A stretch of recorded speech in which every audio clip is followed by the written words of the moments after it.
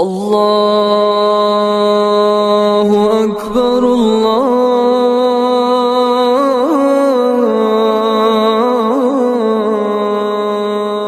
اکبر۔ بہت اہم آیت آ رہی ہے اگلی، سورہ العنکبوت آیت نمبر 48۔ وما كنت تتلو من قبله من کتاب، اور اے محبوب صلی اللہ علیہ وآلہ وسلم، اس کتاب کے نزول سے پہلے آپ کبھی کسی کتاب میں سے کوئی چیز پڑھ نہیں سکتے تھے، یعنی آپ امی تھے، لکھنا پڑھنا آپ نہیں جانتے تھے۔ ولا تخطه بيمينك، اور نہ ہی آپ اپنے دائیں ہاتھ سے کچھ لکھ سکتے تھے۔ اذا لارتاب المبطلون، اگر ایسا ہوتا تو کافروں کو یہ بات شک میں ڈال دیتی، یعنی یہ کتاب آپ نے خود گھاڑ لی ہے، یعنی آپ نہ لکھنا جانتے تھے اور نہ پڑھنا جانتے تھے۔ یہ آپ کا معجزہ تھا اور آپ کے حق میں یہ آپ کی فضیلت ہے۔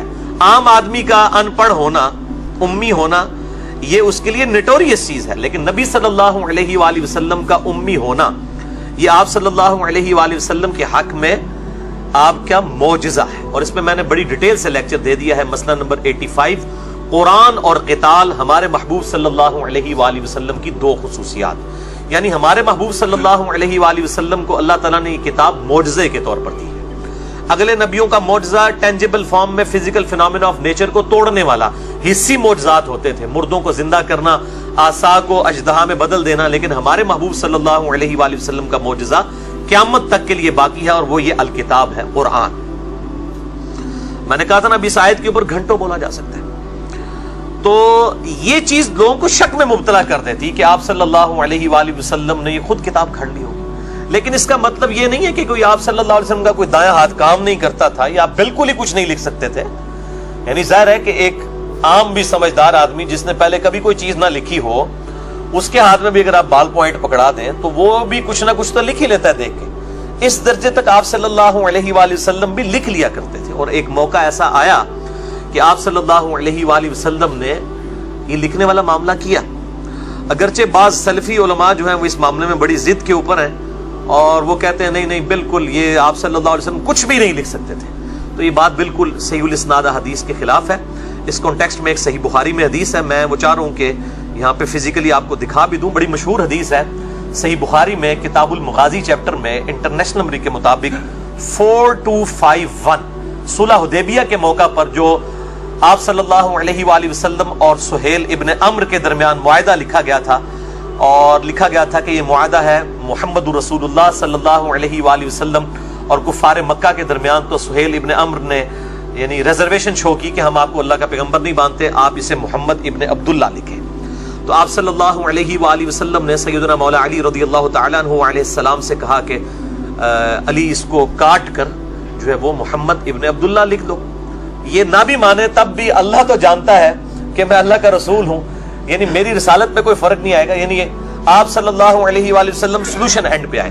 تو سیدنا علی نے بھی اپنی حمیت کا اظہار کیا، ان کا یا رسول اللہ میں تو کبھی بھی اللہ کی قسم آپ کا نام نہیں مٹاؤں گا۔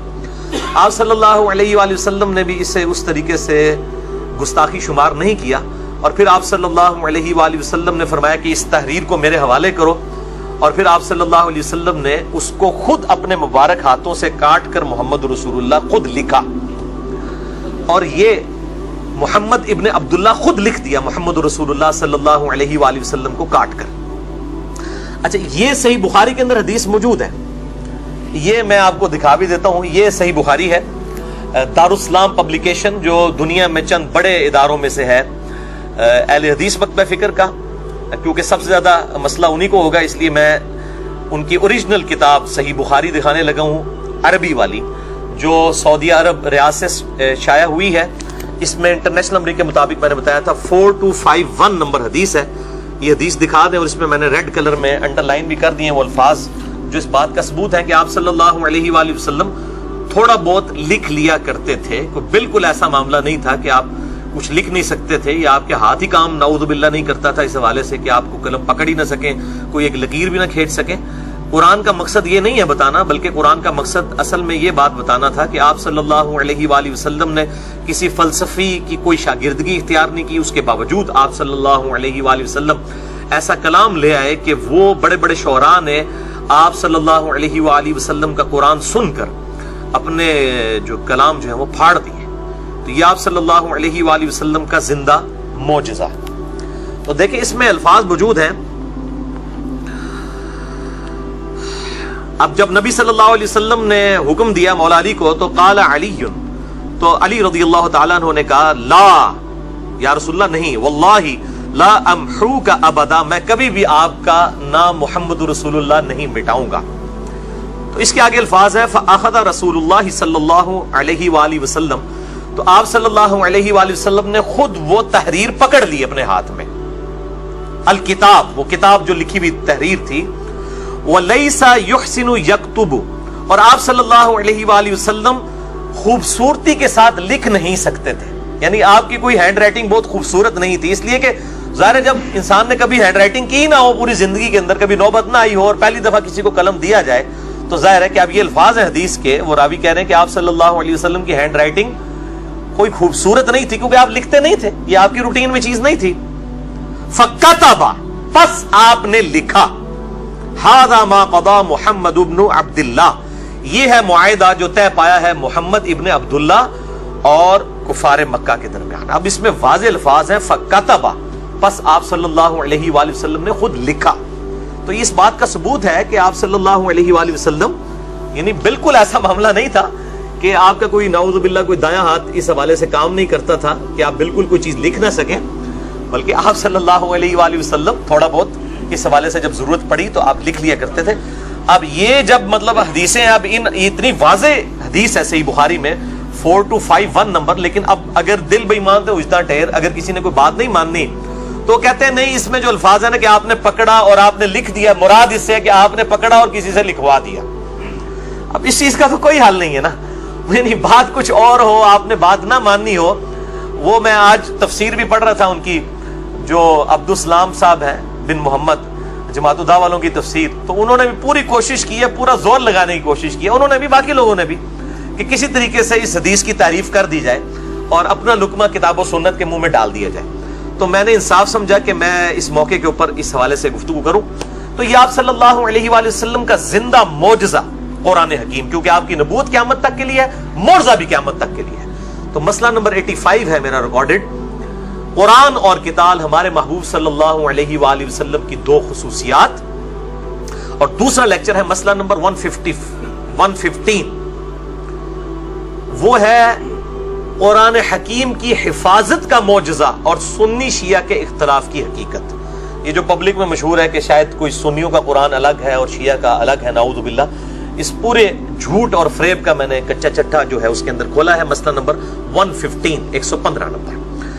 تو یہاں پر وہ ٹروتھ بھی ریویل ہو جائے گا کہ آپ صلی اللہ علیہ وآلہ وسلم کو کوئی حصی معجزہ دعوی نبوت کے لیے نہیں دیا گیا. اس کے علاوہ تو آپ کے بہت معجزات ہیں، میں نے 4 لیکچر دے دیے معجزات کے اوپر. مسئلہ نمبر 131 ABCD، معجزات، کرامات، استدراج، اس کے اوپر 6.5-7 گھنٹے کی گفتگو میں نے کی ہے 4 نشستوں میں.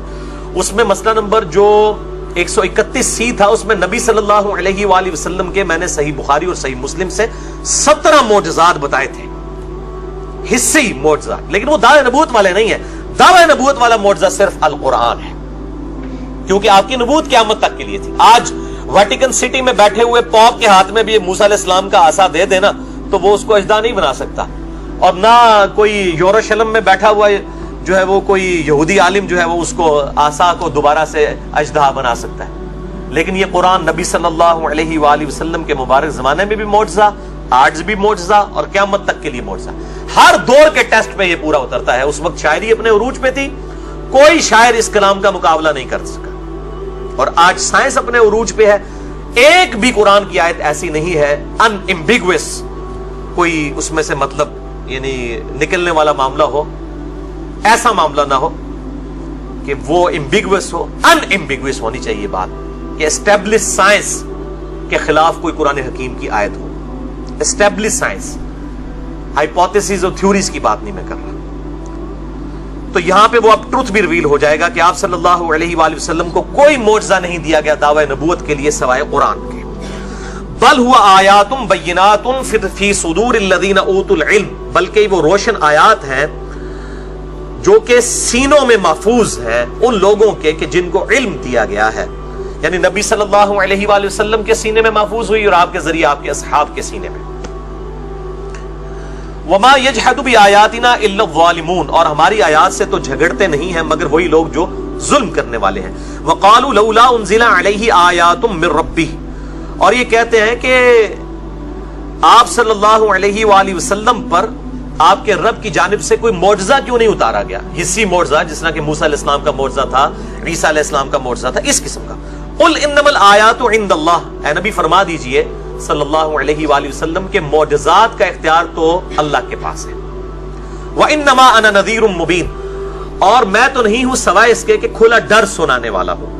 اولم یکفہم، کیا ان کے لیے یہ کافی نہیں ہے، انا انزلنا علیک الکتاب یتلی علیہم، کہ بے شک ہم نے کتاب نازل کی ہے آپ صلی اللہ علیہ وآلہ وسلم پر جو ان پر پڑھی جاتی ہے، یعنی کفار مکہ کے سامنے. ان فی ذلک لرحمۃ وذکری لقوم یؤمنون، بے شک اس کتاب کے اندر رحمت ہے اور نصیحت ہے ان لوگوں کے لیے جو بات ماننا چاہیں. اصل معجزہ ہے یہ قرآن، یہ وہ آیت ہے کہ اصل معجزہ آپ صلی اللہ علیہ وآلہ وسلم کا قرآن ہے. کیونکہ قرآن حکیم میں یہ ٹاپک کئی جگہ ہے کہ نبی کو معجزہ کیوں نہیں دیا گیا، نبی کو معجزہ کیوں نہیں دیا گیا. حتیٰ کہ سورہ بنی اسرائیل میں وہ 9 معجزات کا ذکر بھی ہے جو کافر منہ مانگے معجزات مانگتے تھے کہ تم آسمان پہ چڑھ کے بتا دو، کوئی تمہارے لیے باغ ہو جائے جس میں تم نہریں رواں کر دو، اور آسمان پہ چڑھنے کو بھی نہیں مانیں گے وہاں سے کوئی کتاب لے کر نازل ہو ہمارے سامنے فزیکلی اوپر سے یوں اترو. تو اللہ تعالیٰ نے تمام چیزوں کے جواب میں فرمایا کہ نبی تم فرما دو کہ میں تو ایک انسان ہوں، معجزات کا اختیار اللہ کے پاس ہے.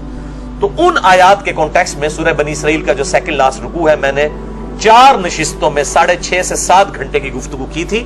مسئلہ number 131 A B C D، معجزات، کرامات اور استدراج کے حوالے سے.